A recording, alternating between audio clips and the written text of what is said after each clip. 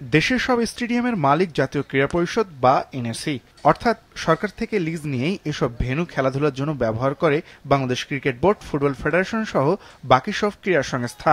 আর ব্যবহার বাবদ সেসব ক্রীড়া ফেডারেশন থেকে টিকিট বিক্রির গেট মানি ও সম্প্রচার সত্ত্ব ও বিজ্ঞাপনী বোর্ড ভাড়ার টাকা পেয়ে থাকে এনএসি। সেসব পাওনা টাকা চেয়েই এবার বিসিবি ও বাফুফেকে চিঠি দিয়েছে জাতীয় ক্রীড়া পরিষদ, যেখানে 2022 সাল থেকে বিসিবি এবং সিঙ্গাপুরের বিপক্ষে এএফসি এশিয়ান কাপ বাছাই ও ভুটানের বিপক্ষে প্রীতি ম্যাচের বিভিন্ন খাত বাবদ এনএসি টাকা চেয়েছে। এটা হচ্ছে ওই জাতীয় ক্রীড়া পরিষদ আইন 2018।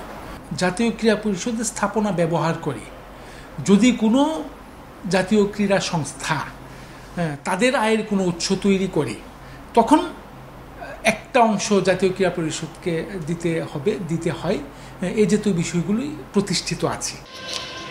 2025 ও 26 অর্থ বছরে জাতীয় ক্রীড়া পরিষদের বাজেট ছিল 59 কোটি টাকা, যেখানে সরকার দেবে 43 কোটি এবং বাকি 26 কোটি টাকার সংস্থান হবে বিভিন্ন ক্রীড়া ফেডারেশনের কাছ থেকে। এই দুই ফেডারেশন থেকে আয়ের যে সোর্স এটা ইনক্লুডেড।